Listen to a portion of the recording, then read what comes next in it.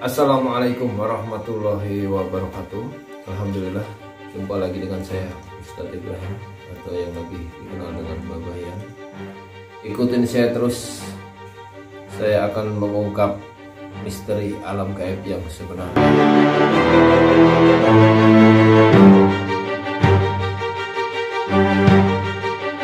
Kupas tuntas dunia alam gaib yang sebenarnya, sekaligus untuk membasmi ilmu-ilmu hitam di bumi ini. Dengan adanya fenomena di laut ya, kita mengingat di tahun yang lalu itu ada tsunami, dan sekarang di ujung akhir tahun selalu terjadi di laut. Itu apakah bagaimana tanggapan dari Pak Kiai sendiri, Pak? Ya, kalau untuk korban kecelakaan baik di darat di laut yang terjadi, memang sejauh catatan saya memang kebanyakan terjadi di bulan Desember mendekati akhir tahun. Itu memang dari catatan arwah saya memang terbanyak terjadi di bulan-bulan tersebut, karena ada orang-orang terdahulu pemuja setan yang bekerja sama untuk memberikan satu tumbal di setiap 1 tahun sekali, kan begitu. Satu contoh, seseorang itu tadinya mau membangun jembatan belum jadi-jadi, tapi banyak pekerja yang meninggal. Saat itulah ada orang, katakanlah orang pintar, orang dukun yang bisa komunikasi dengan alam. Sayangnya bukannya makhluk gaibnya yang dipindah atau makhluk gaibnya itu yang dikurung seperti saya begitu ya, malah diajak kompromi. Nah kan lucu, sedangkan makhluk itu kan lebih bodoh dan lebih lemah, tapi malah kompromi, ditawarin minta apa asal nggak mengganggu. Ya pastilah minta yang enak. Kalau ditawarin kopi sama ayam pasti minta ayam, tawarin ayam sama kambing minta kambing. Begitu si penunggu siluman itu mintanya tumbal setiap tahun, dia bilang iya deh, yang penting asal proyeknya lancar. Seketika itu aman, misalnya begitu. Nah itu udah musyrik. Yang musyrik itu yang menjanjikan. Ketika kontraknya sudah pergi, jembatannya sudah jadi, ya mau nggak mau terjadi setiap tahun kecelakaan di jembatan tersebut, termasuk di laut, termasuk di mana. Itu tidak lepas dari unsur perjanjian-perjanjian dari manusia yang tadinya berkolaborasi dengan setan atau bersekutu dengan setan. Akhirnya terjadi sampai sekarang.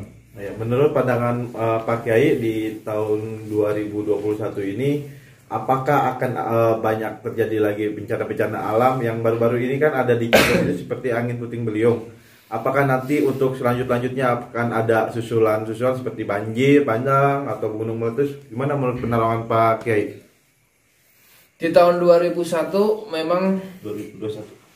dengan izin Allah, saya tidak mau mendahului segala yang ditentukan oleh Allah, tapi setidaknya saya sudah melihat ada sinyal-sinyal atau berita-berita bahwasannya di tahun 2001 ini memang banyak sekali yang namanya bencana.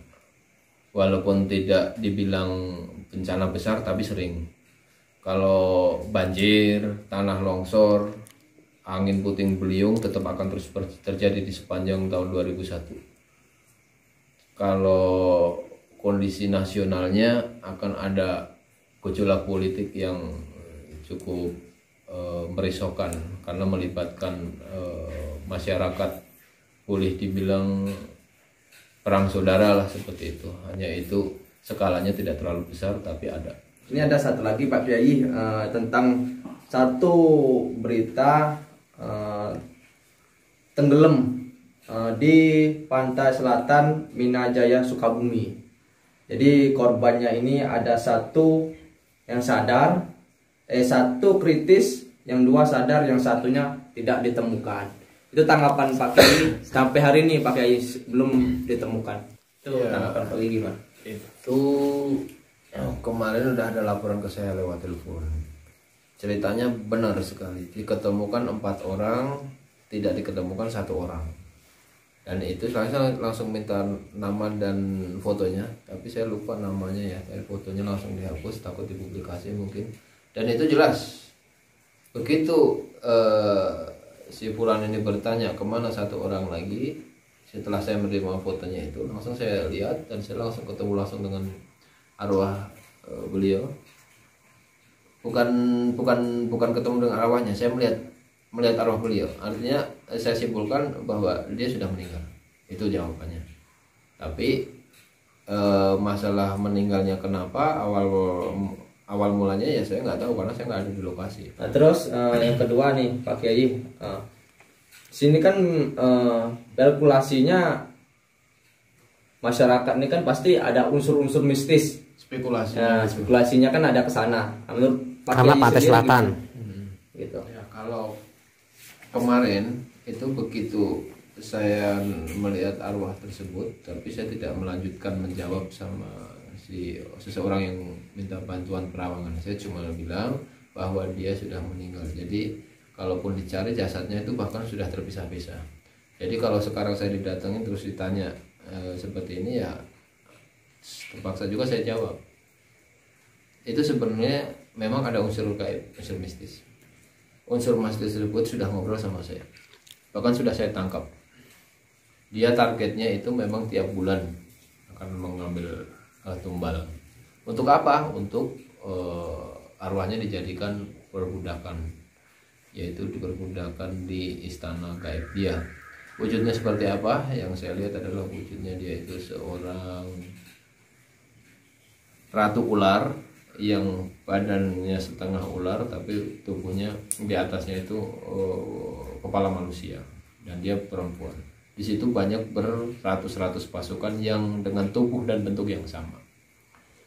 Nah, di sana ternyata bukan cuma dia korbannya. Sebelum dia meninggal terdapat, saya melihat ada ratusan, sekitar 500 orang, nggak tahu dari tahun keberapa, berkumpul di situ. Dan di situ menurut pengakuan para arwah yang saya tanya tadi, mereka itu tanpa dikasih makan, dicambuki, disuruh kerja untuk membuatkan istana. Yang bentuknya seperti apa saya kurang tidak langsung turun ke sana. Yang jelas itu istana gaib berbentuk gua-gua begitu, tapi gaib. Nah, akhirnya melihat kejadian itu saya juga nggak tinggal diam. Saya cabutlah dari sini ratu ular tadi, sehingga dia memang mengakui bahwa setiap korban itu entah disengaja atau tidak, arwahnya tiba-tiba ada di dialah yang mengambilnya. Jadi saya bertugas untuk terpanggil untuk menyelamatkan para arwah yang diperbudak di istana gaib untuk disempurnakan, dan setelah itu saya kembalikan ke makam masing-masing disempurnakannya. Nah, untuk si ratu iblis atau bukan ratu iblis, ratu siluman ular tadi, ya seperti biasa saya penjara. Insya Allah mulai saat ini insya Allah tidak akan ada korban lagi. Ada pertanyaan lagi Pak Kiai. Itu dia mengambil tumbal itu apa? Ada target, ada ibaratkan jangka waktunya berapa tahun dia harus makan jiwa di situ.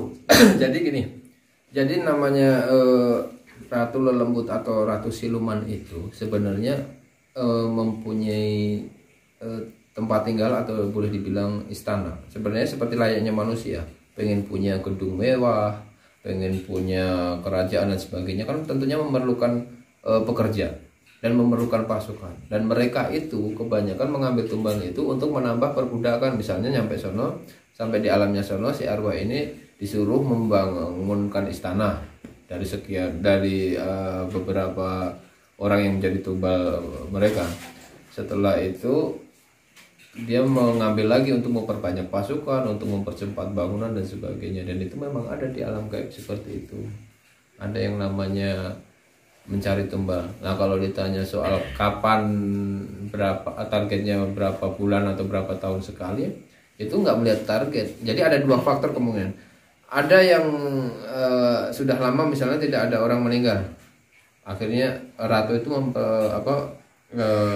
memerintahkan prajuritnya untuk mengambil paksa, yaitu menenggelamkan orang. Tiba-tiba muncul angin terus menjatuhkan kapal dan sebagainya. Itu namanya pemaksaan. Tapi faktor kedua ada juga, ketika ada terjadi human error atau kelalaian manusia terus meninggal, disitulah kesempatan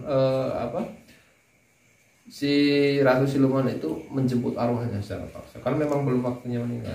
Nah, jadi bisa diketahui ya, ada yang diambil secara paksa, ada juga yang diambil karena memang terjadi kecelakaan. Ada belum ketemukan dan kan berada di daerah Pantai Selatan. semuanya itu berjumlah ada 4 orang Di sana kan dan itu dia yang di tengah bisnisnya dapat dengan lagi ya, Batu satu. Laut Selatan. Apakah ada Bapaknya.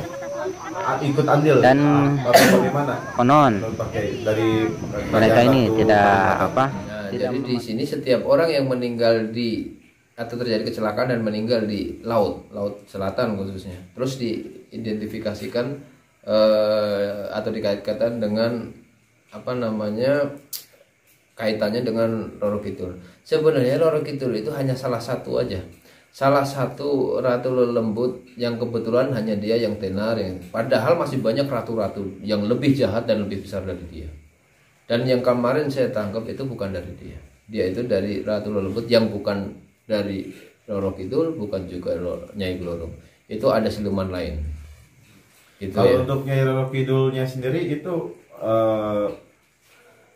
baik atau jahat? Kalau komunikasi saya dengan Roro Kidul itu sebenarnya dia itu sosok yang memang sangat baik, gemar membantu. Karena dulunya juga beliau itu manusia kan ya. Hanya saja kala itu dia belum sempat masuk Muslim kala itu. Jadi dia bisa dibilang makhluk yang kafir atau makhluk yang beralirkan apa namanya dunia hitam begitu ya. Dan di situ banyak orang yang meminta pertolongan dia karena itu alirannya masih ilmu hitam kala itu, akhirnya dipakailah untuk hal-hal yang tidak benar. Satu contoh untuk pemujaan, pesugihan dan lain sebagainya katanya. Tapi sudah 1 tahun udah dari sekarang ya, dari tahun 1 tahun ini beliau itu sudah saya Islamkan. Suatu hari kita bisa ngobrol sama beliau kalau ada mediator ya, karena itu namanya berwisata di pantai, tentu saja itu suatu lokasi yang membahayakan atau suatu tempat yang mengancam jiwa karena berurusan dengan alam. Jadi ombak yang kelihatannya kecil ternyata tiba-tiba bisa menjadi besar, belum ada angin belitung, belum ada tsunami dan sebagainya. Ya, pesan saya yang pertama kali senantiasa mengingat kepada Allah, dan yang kedua kita harus mawas diri atau hati-hati. Kita bisa mengukur diri jarak seberapa meter dari pantai, kita harus punya batasan. Intinya jangan sok jago, sok bisa renang. Marinir pun kalau waktunya tenggelam juga tenggelam. Jadi untuk adik-adik harus ngikutin protokol keamanan sesuai dengan batas-batas tertentu yang sudah diatur oleh petugas setempat. Saya kira seperti itu. Tapi yang paling utama harus selalu mengingatkan diri kepada Allah Subhanahu wa taala. Mohon perlindungan kepadanya.